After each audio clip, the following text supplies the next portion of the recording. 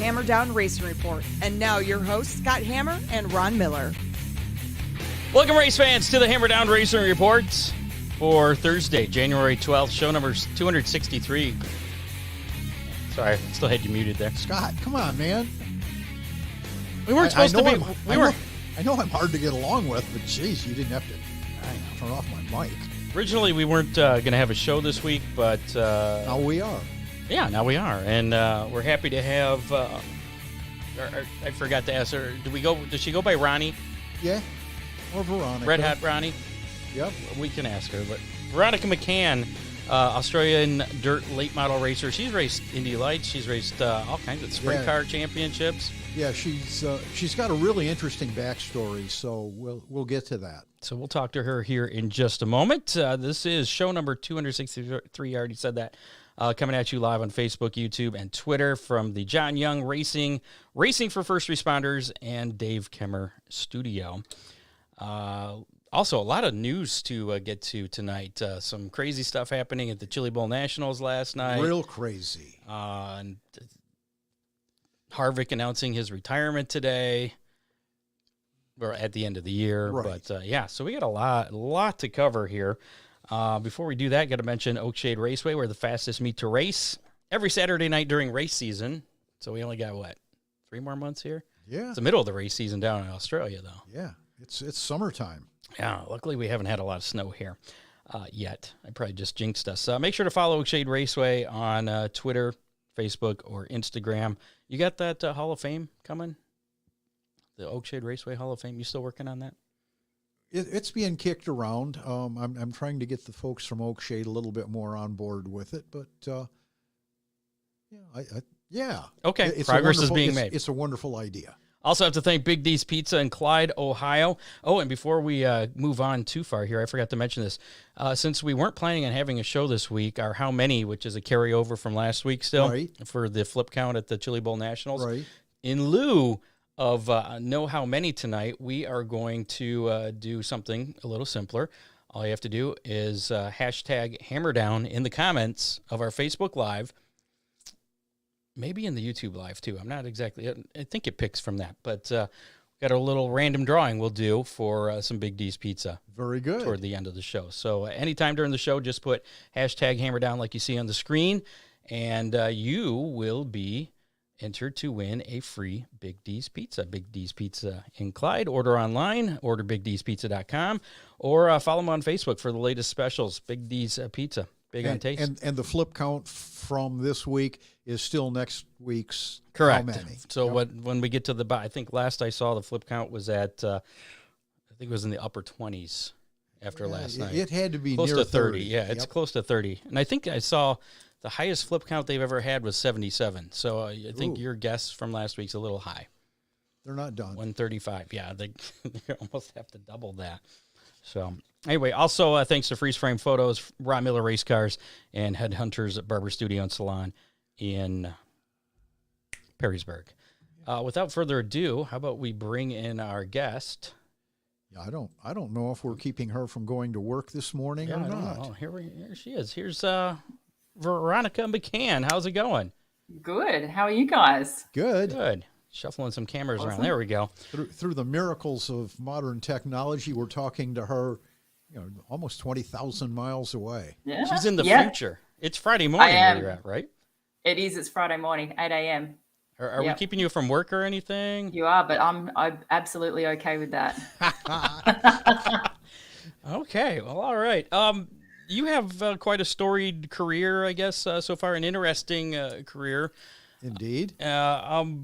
You're involved in all kinds of different things here, and you just had a podium finish at Perth a couple weeks ago. Give us a little background on your racing career before Scott. Before we go too deep into this, hold on. Yeah, she is a frequent flyer at the Miller family farm. So she's been to your place. Yeah, she's been to absolutely. Yeah, I have. Yeah. And she's welcome anytime. With Mr. Blake? No, I don't think I don't either. think he was there the time that I went. I don't know whether Alan or Des were there. I don't believe so. No, I think I just. It's so many bedrooms. Who knows? Yeah. Did you race while you were here? Nothing on dirt. Just I tried to do the whole pavement thing. So yeah, nothing on dirt over there. Yeah. Ron, why didn't you let Unusual her? story. Why didn't you let her drive your car? Yeah, Ron, why didn't you let me drive? No. I'll tell you, if she comes back next winter, their time, she's got to ride in my car. Which is our summer. Yes. Got it. Yes. Cool. Yep. All right. So give us a little background on your racing career. I think you started, in the early 90s? Yeah, so I'm originally from New South Wales, and there was a class over there that were Honda Odysseys. They were like little buggies. And it turns out a lot of the sprint car guys and midget guys over in New South Wales actually started in that class. My family moved over to Western Australia, Perth. I had to take a year off, and I was, I think, 11, because you couldn't start your junior career over in Perth until you were 12 years old at that time. So I went into junior career and did that until you were 17. They're very structured here in Australia, so it's a very, very different over here to what it is over there. I mean, I remember going over there and watching kids, 13 years old in wing sprint cars, and it's like, wow, That's old now. Yeah, exactly. But we can't do that until we're legally, 16 or 17 now. And if you are in a junior car at the time, and you do step up, you can't step back, because it's seen as an advantage, right? So yeah, very, very different. So I was in a junior career and had a fair bit of success there until I was 17, 16. And then 17, I was in a 360 sprint car. Year after, went into open sprint cars. At the time, Australia's rule was a bit different. So we didn't have 410s, we had 372 cubic inch, until we brought in the US rule of 360 and 410. So I went 360 open sprint cars, did that for a couple of years, and then I guess started my US adventure and decided I wanted to do the pavement deal, and I couldn't do that here in Australia. So packed my bags at 21, I think it was, and headed off, and that was me. Who were you working with while you Over were there. mentoring over here? Yeah, Lynn St. James, she was brilliant. Obviously massive supporter of females progressing through the ranks. And I went to a driver development program over there. So I applied. Driver development programs back then were a pretty big deal. So I applied for a driver development program, got in, and then, Lynn sort of pulled me aside and just said, hey, you've come a long way. What do you want to do? And I just said, look, I really want to make the move to paved ovals, because I couldn't do that in Australia. And, I, as a sprint car person, I obviously look at the likes of the Casey Canes and the Jeff Gordons, and you see what they do. And, I just wanted to, I guess, give pavement a shot, and the IRL kind of tickled my fancy. And so that's the path I wanted to head down. And, did a little bit of Indy Light stuff. And, it's obviously a money thing to try and get any further. And then you got into dirt late models.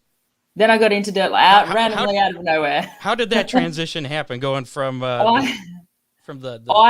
in the US, I obviously got to watch a heap of racing. I went on the road when I was randomly, so I was based out of Indiana, right? And then I was randomly at some guys that I knew from the whole USAC side of things.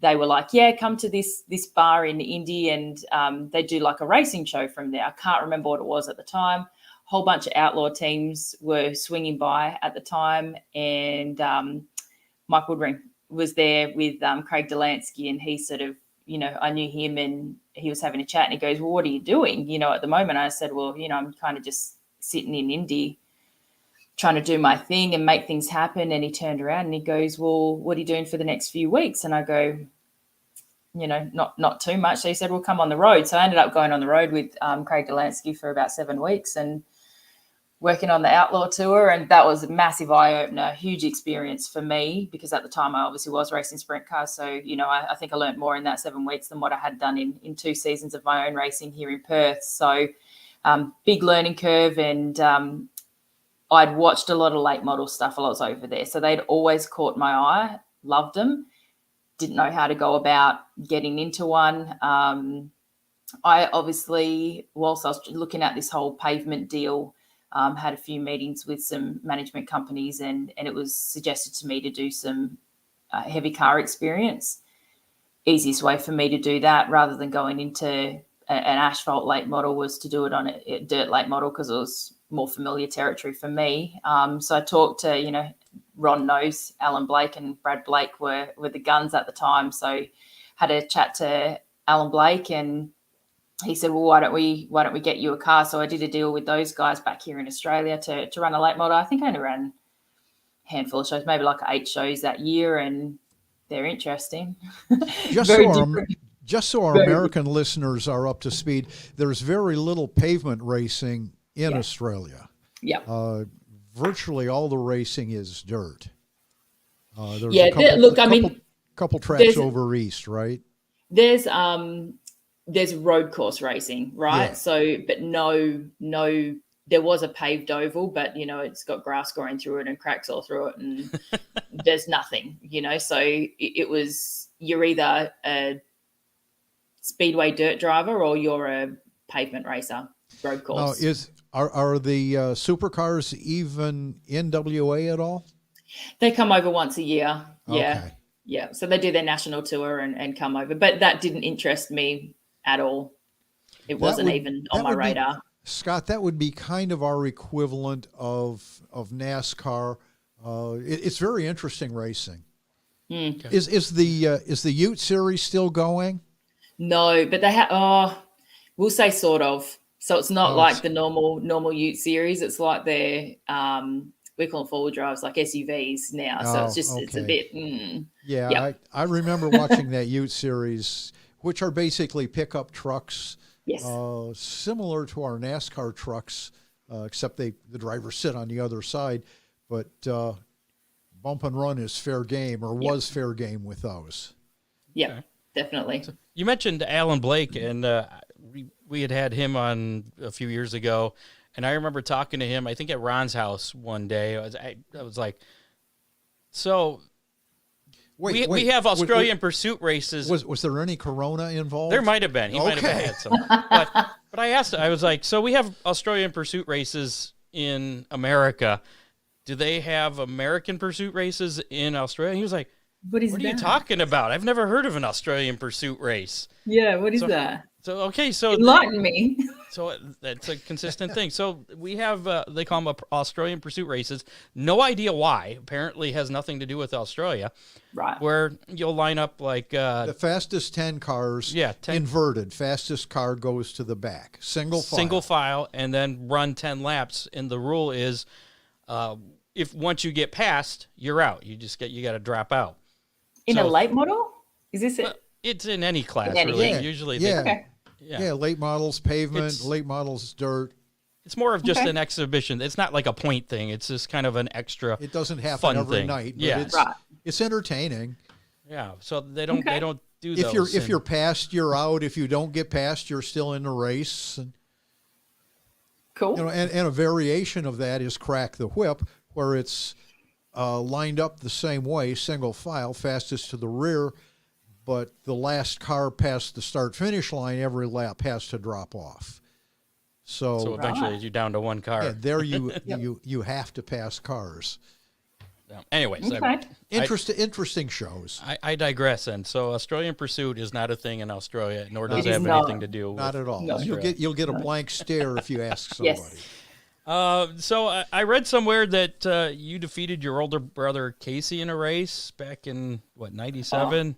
Probably. And he has not been able to race since. What is that about?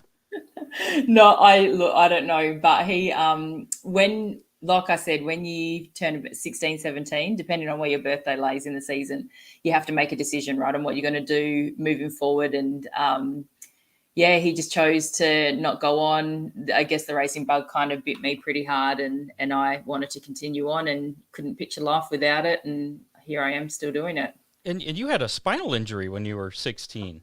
And was there any question that you'd be back in a race car after that? No, I was 16, very naive. At the time I was winning a lot of championships, so I was adamant, just super focused. Like I said, probably very naive. No one was going to tell me that I wasn't racing again. Might be a different story now, who knows? But no, I'm still passionate about it, and all about racing.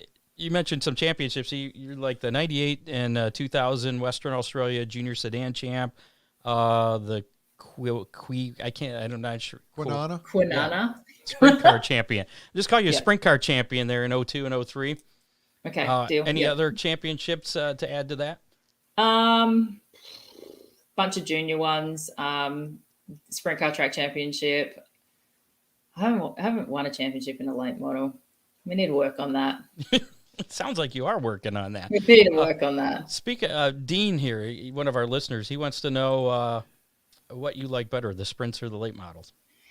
Had you Ooh. asked me, yeah, I know because it's changed, right? So when I first got in a late model, I was very much not used to the rub-ins racing type of deal, right? So fender racing, wasn't used to it. So in a sprint car, obviously, when you rub, there's generally a decent consequence to that, and that's that you and some other guy are probably going to go flipping through a corner or down a straight. So, when these guys start to get I classed it as rough, but it turns out it's, just fender touching.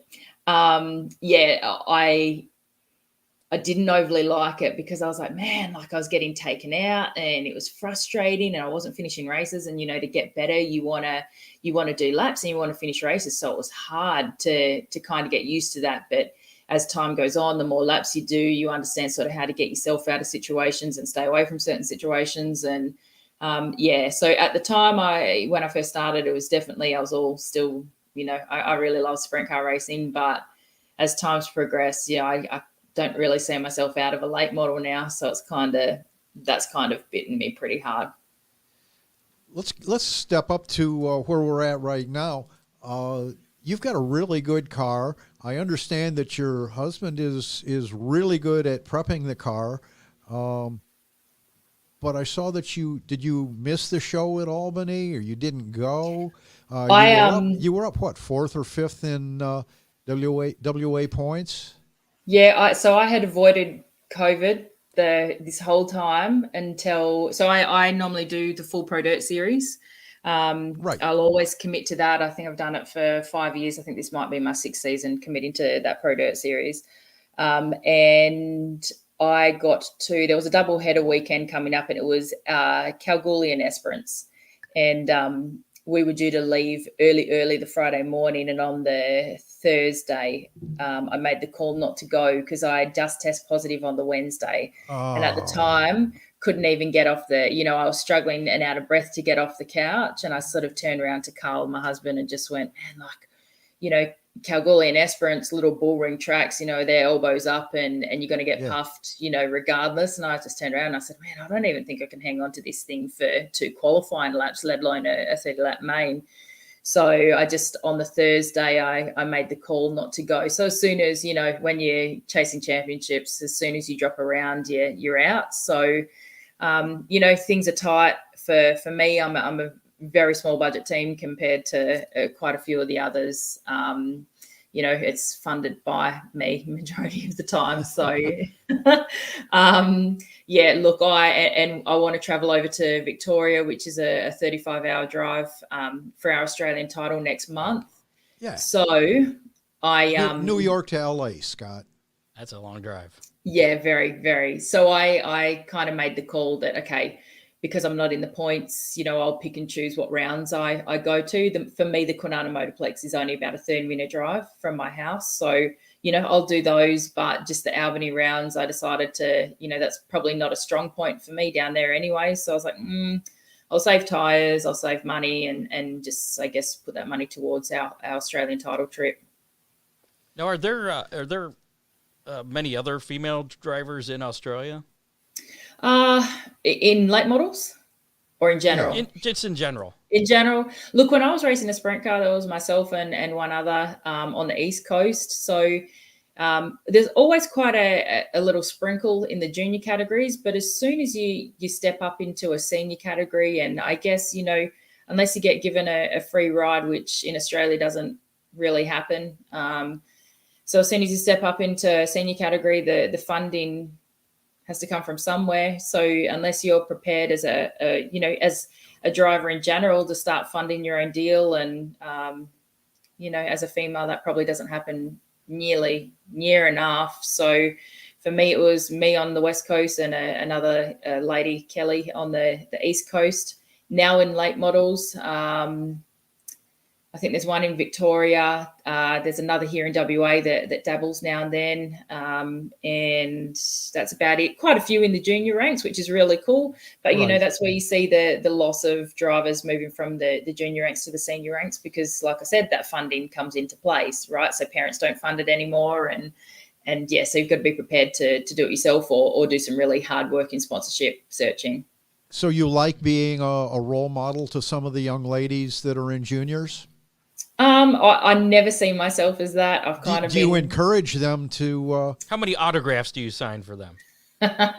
I'm telling you, I sign just as many little boys, you know, posters and shirts and that than I do little girls. You know, I still find it really unusual. I still get a lot of people come up to me at the motorplex. I feel like I've been around for forever. For me, you know, I was a junior at, I don't know if you heard of Claremont Speedway. So I was a junior there, you know, one of the oldest tracks in Australia, and then moved into the senior ranks when we went to the motorplex. And I still find it weird that people come up and just go, oh, you know, if I win a heat race or something, they come down, they hear my voice over the PA, you know, after a heat win interview, and they'll come down and they'll have a look at me and they'll be like, we just wanted to have a look and see what you look like, you know? And I'm just like, oh, okay, all right, sure. So I still find that unusual. Look, if I, as far as the junior ranks, if I can encourage someone to, you know, want to continue on in the senior ranks and get after it, then I'm all about that, regardless of whether it's female or male. I kind of never really played that female card. But I understand that, you know, I'm sure I'm doing something, you know, and I just want people to give it a whirl, you know, and give it a really good crack if they're going to do it. Now, do the dirt late model racers that you race against, do they just kind of consider you as like one of the guys, or do they treat you differently? No. I can't say I've really had the different thing, right? But you've got to remember, before I jumped into late models, I obviously had that sprint car background, the junior background. So I like to, I guess the way I look at it is I like to sort of say that I had a fairly decent racing resume before I went into late model racing. So, hey, look, I'm sure there's guys that run me a little bit harder, but yeah, it is what it is. You know, I've faced it my whole career, but you know, these guys are pretty cool. I really enjoy it. They're a really good crew to travel with and race with, and I can't say I've had too many issues at all with them. You say you're a low budget team. I understand you're running just a 525 crate engine against the open engines. Yeah. Yep. I with a sprint car background. So when I first first bought my own car, had a big motor in it, big 430 cubic inch, and it was horrifying. You know, that was heartbreaking every time I was checking, you know, valve springs, and yeah, just not for me. You know, this was me funding my own deal at this stage, and you know, I did get to a stage where I was like, far out, you know, like I don't know that I can continue to do this, or how long I can continue to do this, funding it myself. And there was one guy out here racing with a 525. Had I not seen it with my own eyes, so sprint car background, horsepower's everything, right? Yeah. Late model background, for some reason, had I not seen it with my own eyes that a 525 was still competitive and you didn't get swamped in one, I was like, I probably would have written it off had someone just said it to me, you know, go buy one and see how you go.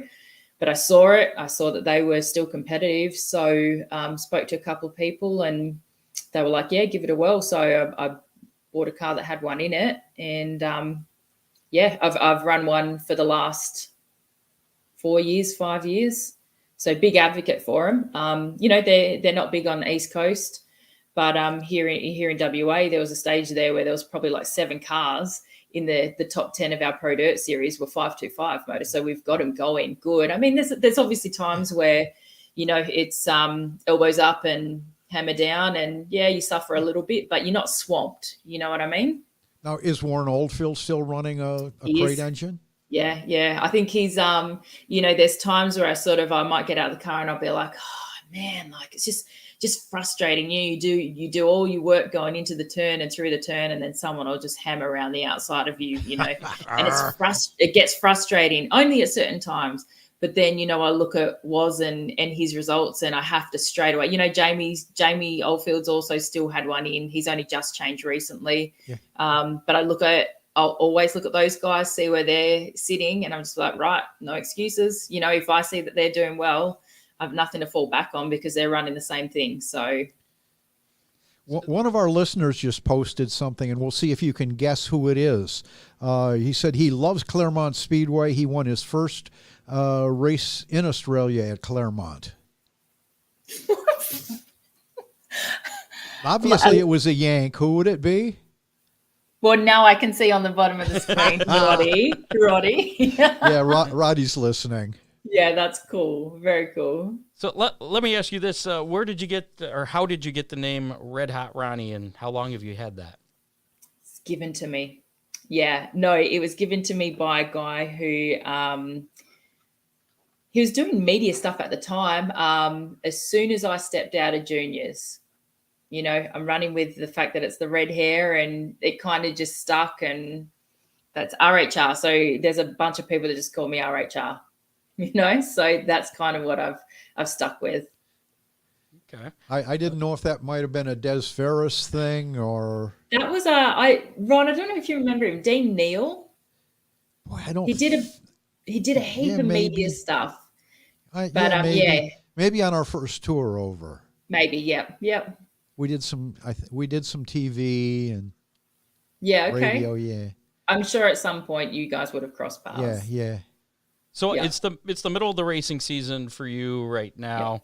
Yeah. What are your plans for the rest of the season, and what are your plans moving forward into the coming years? You going to continue with the dirt late model, or what? We'll for this season, we will finish out the year here in WA. Like I said, I'll do the trip across the Nullarbor to head to Victoria for our Australian title. Big trip, awesome track. That will be an awesome awesome weekend away racing.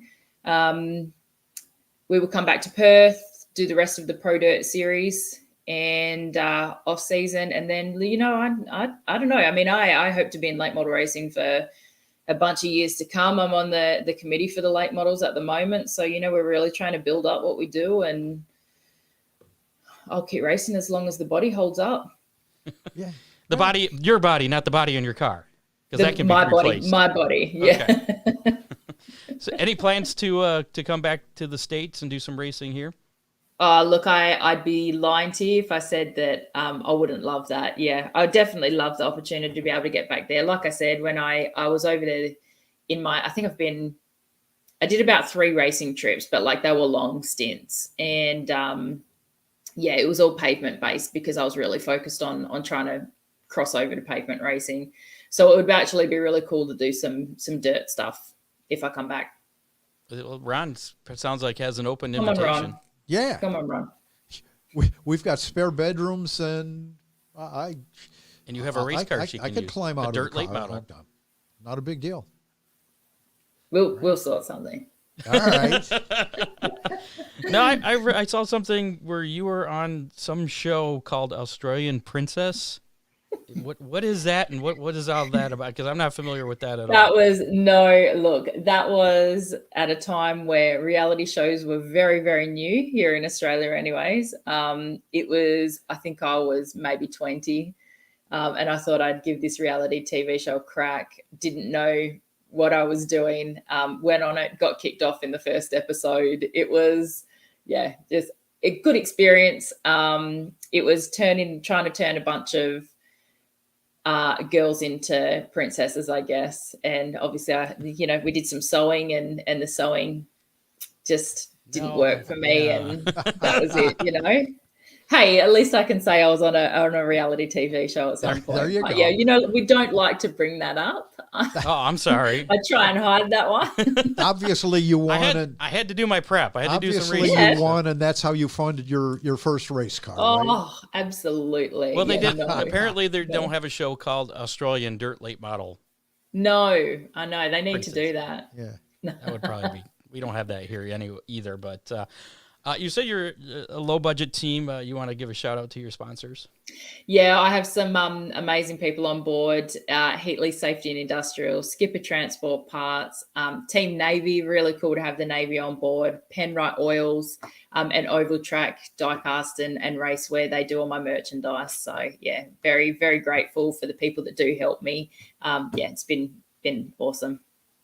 So what job are we keeping you from? What's your day job? I look after a group of people who look after major accounts for an industrial company. So it's actually Heatley. Wow. So they came on board and sponsored me. So bunch of mine, group of guys who look after a bunch of mining companies who need PPE and all sorts. And I look after those guys. That sounds important. Yeah. It's all right. And they gave you the morning off to hang out with a bunch of Yanks. Pretty much. It's great. Good deal, right? There's was there any American late model racers that went down to Australia this year? I know there's a sprint bunch of sprint car guys. There's a bunch of sprint car guys. Yeah. So like I said, I'm on the committee. So I'm the general manager for the late models of Western Australia. And you might have heard him, Craig Vosbergen. He's our CEO, and there's a Nylander involved, so you'll know that name as well. So Craig as well. We tried really hard this year. We just finished in Albany, our Wild West Showdown series. It just so happened that is the time of year that we bring the Americans out normally. And it just so happened, the American schedules were all brought forward a little bit this year. So the timing, just the crossover didn't quite work. And we were so disappointed in that, because normally each year, we'll get a handful of Americans come out and drive.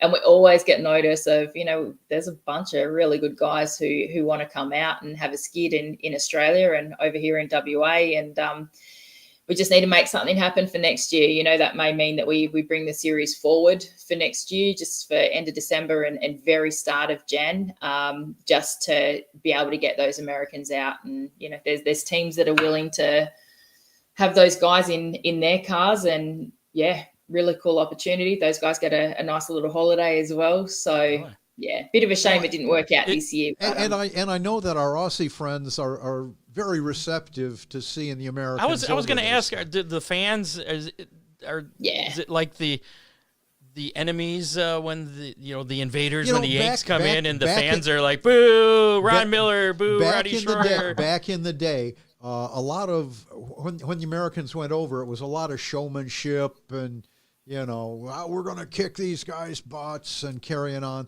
But who's saying that though? The Americans? Okay. Yeah, it was very contentious. But when the Americans go over now, it's really cool. And I know our first tour, it was kind of an educational thing, and our Aussie friends have really come just light years. I'll agree with you there, Ron. Compared to where they are now.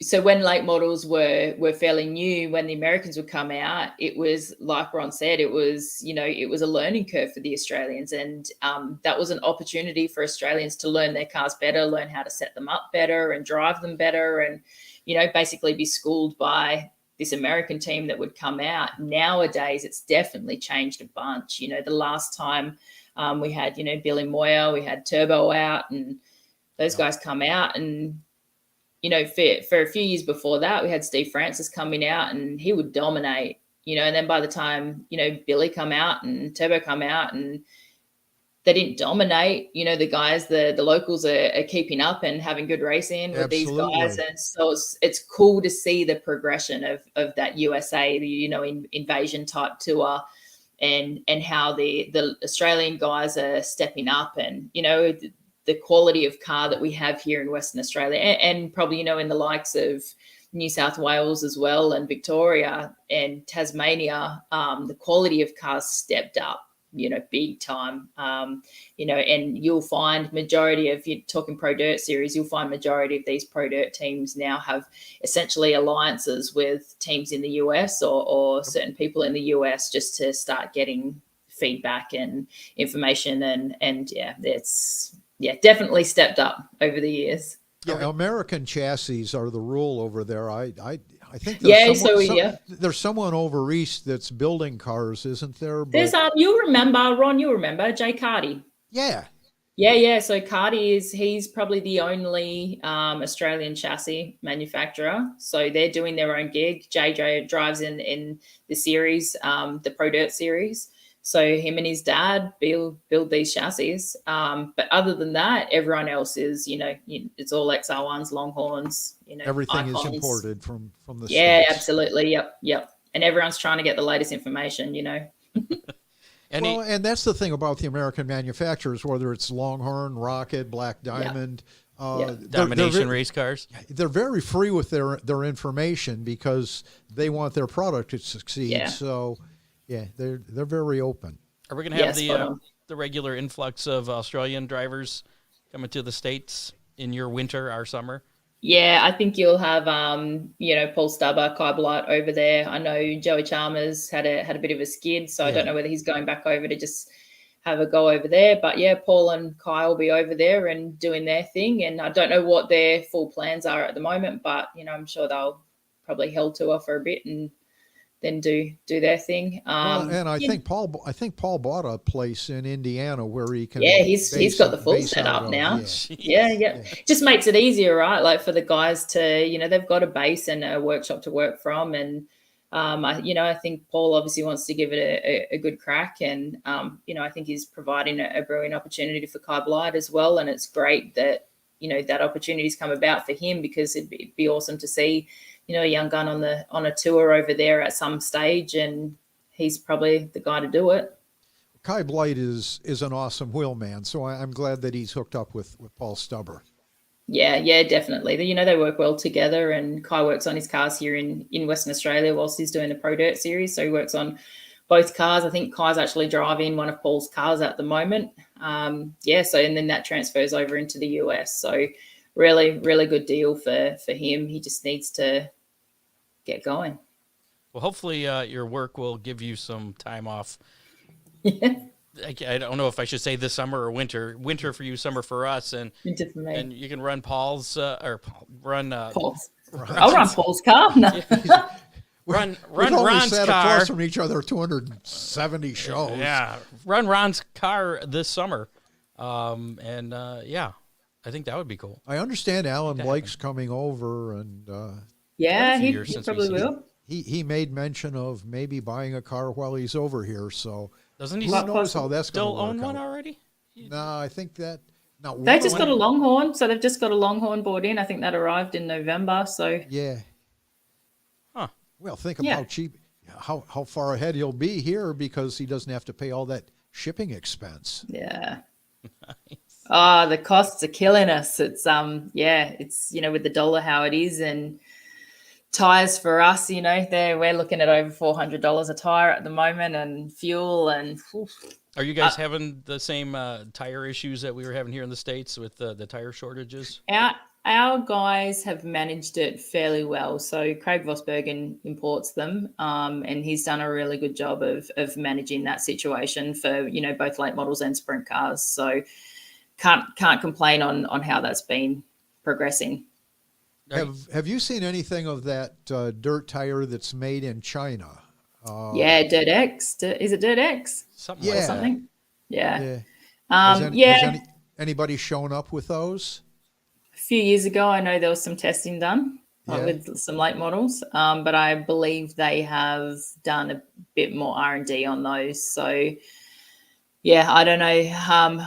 I don't know if anyone's actually running them at the moment. I don't think so. Are they're over there? People giving them a whirl? Have they? I've just seen it on the internet. I haven't actually seen one in person anywhere. Yeah, okay. I haven't seen them yet. Well, and with the dirt late models, we are Hoosier tightly aligned with Hoosier Tire.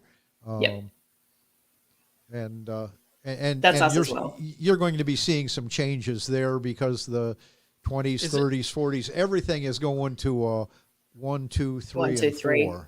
Yeah. I'm sure that'll on flow to us for next season. It will, because so we're good for now. That's all they're going to be making. So we're good for now, but next season that'll be us. Awesome. Well, Veronica, we appreciate the time. We'll let you get to work so they Thanks. don't get too mad at each other, or you don't have to work late. Fun talking to you from the future because it is Friday morning there. It's still Thursday evening here where we're at. So Enjoy your weekend. yes. I will. Thank you. And our guests usually go on to win their next race. I Oh, shouldn't say yeah. usually, but a lot of times they do. So Frequently. yeah, so it's I'm about it. So we're on the 20th and 21st is our late model nationals at the Perth Motorplex. So it's a Ooh, good that'd one be a to do well biggie. out. all right, Yeah, we'll have to big check one. that out. Okay, deal. Right. Thanks, Veronica. Thanks so much for having me, guys. We'll get the granddaughter to clean up your bedroom. Yeah. She kind of trashed it, but that's another story. All right, deal. See ya. We'll see you, Thank you. Veronica. Bye. There you go, Veronica McCann, Hot Rod Ronnie, Red Hot Ronnie. Yeah. That's what I meant to say. Down there in Australia. Yeah. Very cool. Very. I'd like to see her in the States running. And she's a really good racer, Scott. Yeah, well, from what I've seen, yeah, and she's got championships, so she's the real deal. Very cool.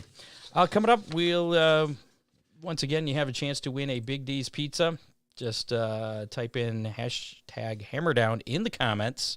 We'll do that drawing here in a little bit before we end the show, since we're not doing the how many because our how many from last week is how many flips will there be. What's But the we still flip give count? away one of Dean's pizzas. But we're still going to give away a pizza, but we're just going to do it a little different tonight. So #HammerDown. If you haven't done that, put that in the comments. We'll be getting to that a little bit later, so still plenty of time on that. Make sure to contact Freeze Frame Photos for all your racing photo needs, from action shots to victory lane. They have new items, custom kids cups, 20-ounce tumblers, water bottles, and more. With freeze frame photos, you can put on. You can pick any photos you want that they've taken, and they also put on some cool racing graphics kind of in the background on those. If you can think of it, they can do it. Call Charlie 419-476-9978. Freeze frame photos, special moments frozen in time, and also give Ron Miller Race Cars a call 734-856-7223. He's got race cars, parts, safety equipment, service. Fixing of rear ends of cars. Yeah. At some point. And we're not just doing race cars. We've got that 57 Chevy frame there. Classic cars. Yeah, we're making some modifications to that. Ron does lots of things, so give him a call. He enjoys challenges. Latest racing news. Carson Macedo has had a successful trip down under this year, running in Australia. He took his first victory at Brisbane's Archerfield Speedway on New Year's night. He became only the third driver to win both the sprint and midget feature. And Sydney's new Eastern Creek Speedway, he will be running at the annual Sprint Car Classic at the end of January. I read something, a lot of the other sprint car guys have run into problems getting visas or their passport. I'm not sure what it was, actually getting into Australia. Really? Yeah. So not sure where things stand with all that, but apparently. But Carson made it. But yeah, he's doing well. The richest sprint car race in history, paying $1 million to win. The addition of the Dirt Track World Championship, the return of the Superstar Racing Experience, plus the 40th Kings Royal, the 53rd World 100, and the 29th Late Model Dream Highlight. The 2023 race schedule for Eldora Speedway's 70th anniversary season. And they'll probably run that all in a matter of a week or 10 days, right? They seem to be really good at packing shows in. Yeah. Eldora Speedway will host 23 nights of action-packed racing featuring 12 different divisions and 8 sanctioning bodies. The addition, I already got all that. They're going to have the return of the Tezos All-Star Circuit of Champions, Ohio Sprint Speed Week, the 41st running of the Four Crown Nationals Flow Racing Night in America. They're going to have a couple of $10 family fireworks nights, and the popular #Let's Race 2 open wheel doubleheader weekend. Wow. So a lot of racing going on at Eldora. Not necessarily weekly, though, so I'm not sure how many shows the stocks are going to be part of. You said 23 nights. Yeah. But, some of those are like Wednesday through Saturday deals. Right. The Fast on Dirt and Buckeye Outlaw Sprint Series, BOSS, released its schedules on Saturday. The Fast Series will be at Waynesfield Raceway Park on Saturday, October 14th. There are several dates that are to be announced. The Boss Series is scheduled to appear at Eldora Speedway on Friday, June 16th during Ohio Sprint Speedway. They appear twice at Waynesfield Raceway Park on Monday, July 3rd for the Hewitt Classic, and on October 14th, along with the Fast Series. And one thing not on that schedule that would be cool to see is to get the Boss Series back at Oakshade. Could that happen? There's a couple of TBAs and Oakshade schedule's not out, so I don't know. And that'd be exciting. Yeah, we'll see. In an effort to shift the focus of GMS Racing's resources to the NASCAR Craftsman Truck Series Championship, the team will not field an ARCA Menard Series entry during the upcoming season. GMS Racing has spent over 8 seasons in the ARCA competition, accomplishing 23 wins across the series slate. Their time in ARCA was highlighted by 3 championships, the 2015 title with Grant Enfinger, as well as the 2019 and 20 ARCA Menard Series East Championship with Sam Mayer. The Solid Rock Carriers Cars Tour will have new ownership when the green flag drops in March. NASCAR icons Dale Earnhardt Jr., Jeff Burton, Kevin Harvick, and Justin Marks announced their acquisition of the Southeast Premier Asphalt Late Model Series from longtime owner Jack McNally on Monday. Aside from the ownership transaction, the Cars Tour will remain unchanged. The schedule is set with 19 race weekends, and McNally and his staff will continue to oversee operations and track events. Is that where all the retired race car drivers go after they retire? I don't think so. But speaking of that, Kevin Harvick announced his that this will be the last season in NASCAR Cup competition. That was my segue for you. I said it was good. Yeah. So just this morning he announced that 2023 will be his final year in NASCAR Cup competition, but he still plans to continue racing at different levels. Right.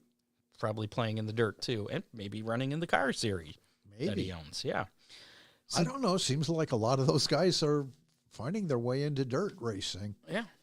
Did you see this about Sandusky Speedway? They're going to be trying something different for the upcoming 2023 racing season. That doesn't surprise me. I know. Chris Mize, he thinks outside the box. On regular race program nights, for $100 per car load, you can sit in the infield near the go-kart track between turns 1 and 2. Fans will be allowed to bring in lawn chairs, coolers, and grills. Ooh. Yeah. There will be rules and a waiver to sign, and you won't be allowed back into the infield if you leave. On race nights, they have touring divisions, such as the Ohio Wheelman Series. The price per car load is increased to $140. Per car. Per car load. Ooh. So you could have 20 people? A van with 20 people, 100, bring your grill, there's not going to be any concessions. Right. But there will be a porta potty there, so you'll have that that's and nice. the seats. But you can bring lawn chairs, whatever. So that's kind of a cool deal. I think, yeah. It'll be interesting to see Have how you it ever works out. noticed how different it is watching the races from the infield as opposed to... I don't like watching it from the infield because usually that means something bad happened in the race I was in. But yeah, it is a different experience. It really is. The perspective of the car, the changes, speed is different. It changes a lot. Yeah. So it might be something fun to do, maybe to try once if you have never done that. Barry Marlowe of the GLSS, Great Lakes Super Sprints, will be leasing I-96 Speedway for a minimum of 7 shows in 2023, trying to bring that track back to life. That's pretty cool. Yeah. I think there's going to be a dirt late model show. I saw one trying to get modified along with sprints. Right. And the stock car class, I don't know what they call it there, but Friday Super nights, stocks, I think. Pro stocks. Yeah, probably Friday nights. I didn't actually look at that, but I did. Okay, but I did talk to Les Hanna about that. They're working on some more things. Right. So it's at least 7 at this point. That's pretty cool. Yeah. Well, that's a good racetrack. I'd hate to see it go. Yeah, I've heard good things. Some about other area tracks. Global supply chain issues have indefinitely postponed the NASCAR Whelen Euro Series ice race. Oh no. It was originally scheduled for March 4th and 5th in Finland, in a town that's said to be the home of Santa Claus. I don't know why that's important, but that was important. I thought he was from the North Pole. I did too, but apparently he's from a town in Finland. Wait. I don't know. Problems. Does that mean my mom and dad lied? Possibly. Again. Problems getting the special studded tires and a kit that included a short rear gear ratio, shock absorbers, and cold protection equipment to all the race teams was not possible due to the supply chain issues. So that's why they've indefinitely postponed it. I think the regular season, that was going to be an exhibition race, but the regular season will start. What about May. Barry Marlowe?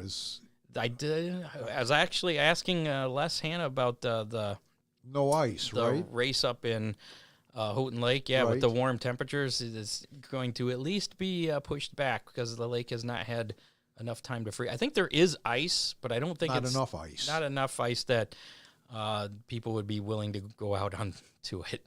Oh, okay. I think there's ice fishing going on, but that's about it. So he's going to keep me updated as far as that situation goes. 16-year-old Ashton Torgerson was hospitalized last night after he was ejected from his car during a flip 10 laps into the main event at the Chili Bowl Nationals last night. Yeah. Ashton was reported to be awake and alert before being transported to the hospital. Further reports said he had feeling in his hands and his feet and that he passed back and neck tests. A CT came back with showing some blood in the brain, so doctors will continue to monitor, although doctors are amazed he is doing so well. So, he was actually thrown out of the car while it was... Yeah. How does that happen? Kind of like DeMar Hamlin, Kind of, yeah, except for he wasn't thrown out of a car and he doesn't wear seatbelts, but yes, football... And we're still trying to find out. And they continued the race, by the way, Right, after a right. long delay. It wasn't like the football game where they didn't go. Of course, they didn't have to use. It wasn't quite the same because it wasn't as dramatic. Yeah, they didn't have to use a defibrillator to bring him back, Right. or anything like that. He was awake and everything. It just looked pretty horrifying, I guess, from what I hear. So, what thoughts on that? How does that happen? I mean, has that happened before? Nothing that recently, I've, like yeah, in yeah. I mean, you see, back in the early in the days, 20s before, and 30s, you see guys flying out of the cars all the time. They didn't have belts, right? If they did, it was just a piece of rope. Yeah. So I mean, how does that happen? Is it? I mean, Scott, I'm sure there's going to be an investigation. Yeah, there has to be. I've heard two theories, and I don't know. One is you don't want to speculate.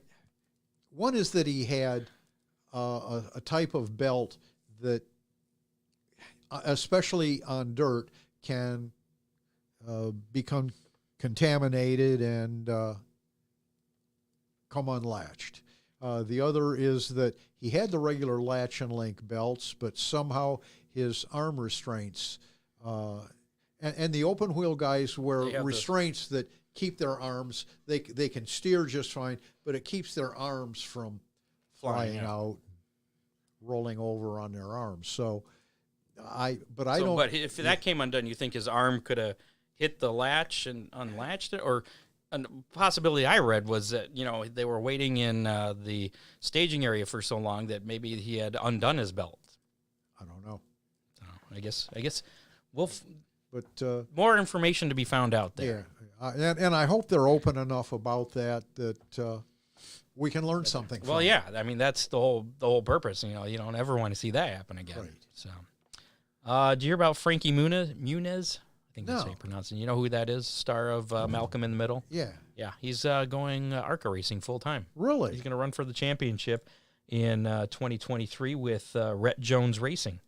Did you see Dean Henry's post, since you're talking about going ARCA racing? Cole Duncan is testing in an ARCA car tomorrow. And today. Oh, okay.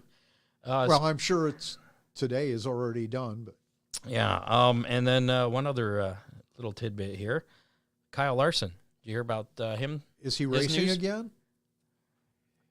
Yeah, he's. I believe he's running still at the Wild West shootout at Vado. But he's going to compete in the 2024 Indianapolis 500 with McLaren Racing. Really? Yes. He says, quote, I'm grateful for the opportunity and am really looking forward to it, even though it's still about a year and a half away. I'm really looking forward to competing in both the Indianapolis 500 and the Charlotte Motor Speedway 600, and maybe even get a win or two that day. I think he could do it. Has anybody ever gotten a one win doing the double? Nobody. I mean, have they won? I don't think that. I don't think so, but so even if he won one of them, that would be like one history. of our listeners is going to let us know. I'm sure, yes, or one of our producers. And one other thing, Dean wanted me to share this. Nick Hoffman shared his picture of the Ty Torg late model ride for the World of Outlaws, rented for I believe it's Rookie of the Year. This is what that looks like coming up right about now. Ooh. Familiar number. I like the colors. I like the blue and orange. I'm a little fond of that myself. Oh, yeah. Yeah, crazy. So there you go. Get rid of that. All right, let's do this one more time. Hashtag Hammer Down. If you haven't done that, put that in the comments. We're going to do the drawing for Big D's Pizza in lieu of how many this week, because our how many from last week is running over to next week's show, because it's the total flip count for the Chili Bowl Nationals, which has been going on Monday through Saturday. Saturday is the main event there. So hashtag Hammer Down. Put that in the comments right now if you would like a chance to win that Big D's Pizza for this week. I was watching. It's an instant gratification. I was watching Split Screen last night. Where I was flipping back and forth. Yeah, I went split screen. I don't have that capability. I'm not that cool. So yes, you are. I don't think so. Let's. You just haven't found it yet. So we're gonna draw for our winner here. Looks like there's only a few, so we'll wait just a couple minutes more. Hashtag Hammer Down in the comments. That's it. Just one word. Hammer Down, no space, and you'll be entered for that free Big D's Pizza. 30 days to claim your prize. Here we go. All right. Should we do it?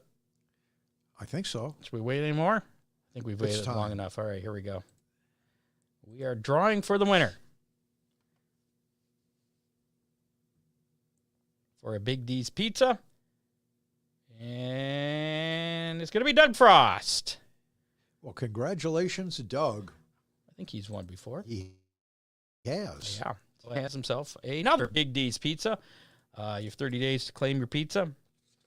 And contact Big D's or myself or Dean, and we'll get you all hooked up for that. And better luck next time for everybody else that tried to make that happen.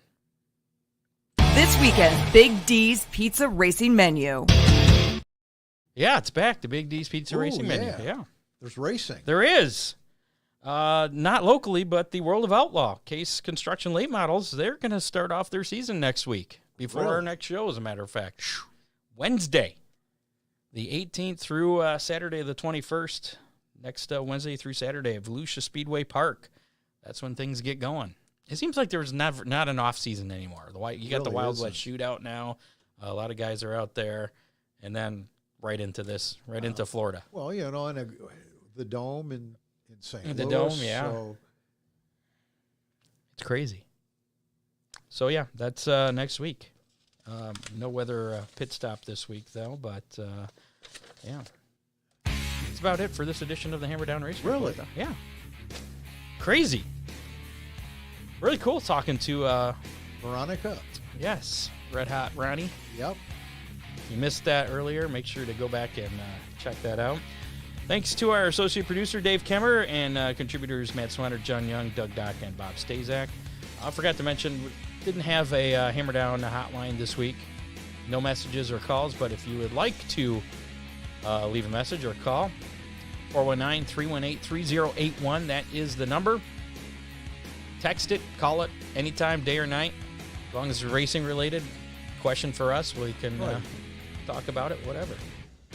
So, Or let us know what you like about the show. or don't like about it. Oh. And thanks to Dave Kemmer, we got our new headphones, Yeah. which we're sporting. So, thanks for that.